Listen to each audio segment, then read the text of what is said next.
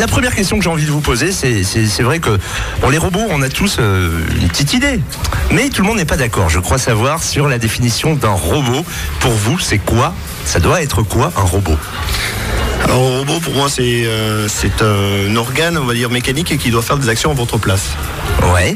Ça veut dire que si on parle d'un blender qu'on peut avoir dans la cuisine, on a fait gagner la semaine dernière un Magimix sur Totem. C'est un robot? Oui, dans la mesure où ça fait le travail à votre place, ça mélange, ça coupe, ça hache, voilà, c'est un robot, quoi. D'accord. C'est pas forcément que des choses électroniques. Enfin voilà, quelque chose de simplement électronique n'est pas forcément un robot, mais à partir du moment où ça a une action qui peut remplacer l'homme, là ça l'est.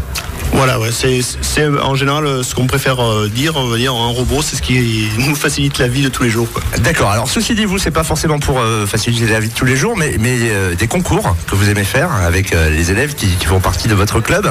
Là, on peut en découvrir notamment ici au Village des Sciences. C'est quoi en fait le principe des robots que vous êtes en train de fabriquer actuellement? Alors, ce sont des robots pour participer à une compétition organisée par l'association Planète Science, c'est une organisation nationale. Donc, on fait des robots sur une thématique. Chaque année, il y a une thématique, un sujet qui nous est imposé. Alors, l'année dernière, c'était la plage. Donc, ce seront 2 robots qui vont s'affronter sur une aire de 2 mètres par 3.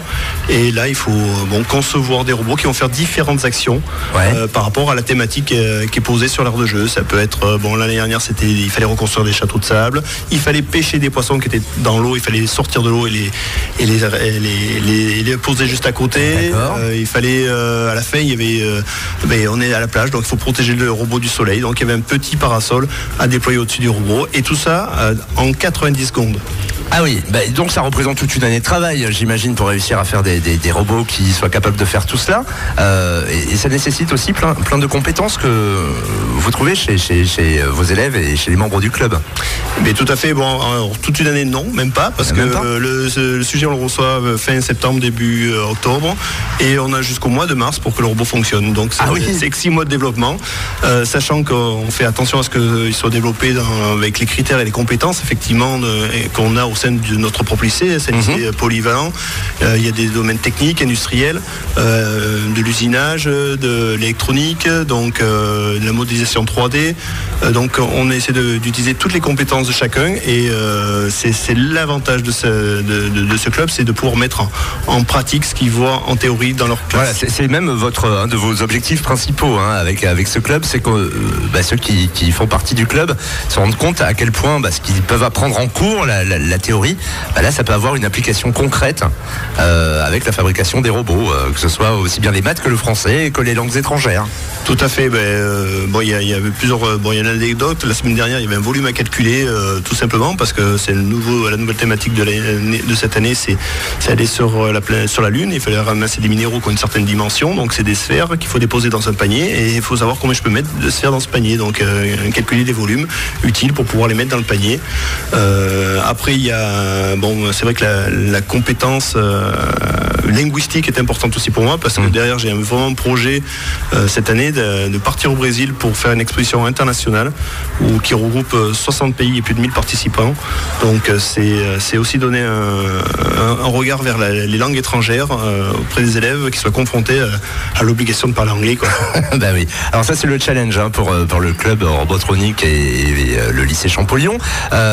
Si on évoque un petit peu l'actualité autour de la culture robotique, comment vous voyez l'évolution dans les années à venir apportée par toutes ces évolutions industrielles, techniques autour des robots?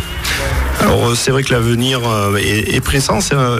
J'ai lu il n'y a pas longtemps un article là-dessus, c'est que l'évolution de la robotique par rapport à l'informatique à son temps est 6000 fois plus rapide au sein des familles que ce qu'il y avait en son temps pour l'informatique. Donc l'évolution c'est-à-dire que l'évolution qu'on a connue, qui nous paraît déjà très rapide, entre qu'on n'avait pas d'ordinateur du tout dans les années 90, et puis les modems qui faisaient du bruit, et puis aujourd'hui où on claque du nez et on est connecté de partout, c'est 6000 fois plus rapide l'évolution autour de la robotique. Oui, il y a un essor et un engouement par rapport à ça. Les robots au service de l'homme, au service des personnes âgées, tout ça. Il y a un énorme développement. Il faut savoir que la France fait partie des leaders mondiaux de l'avancée technologique de la robotique. Donc on peut être fier, c'est un cocorico qu'il faut quand même souvent souligner, et souvent oublié malheureusement, mais voilà, on a beaucoup de choses sur le point innovant, et on continue à travailler, mais il faut encore, vous connaissez les moyens qui manquent souvent pour donner à de jeunes développeurs et de jeunes ingénieurs l'envie d'aller au bout de certains projets. Peut-être que ça va susciter des vocations, ce que vous faites ici au Village des Sciences à Figeac. Merci beaucoup d'avoir été avec nous sur ce thème, dans ce truc à la cool.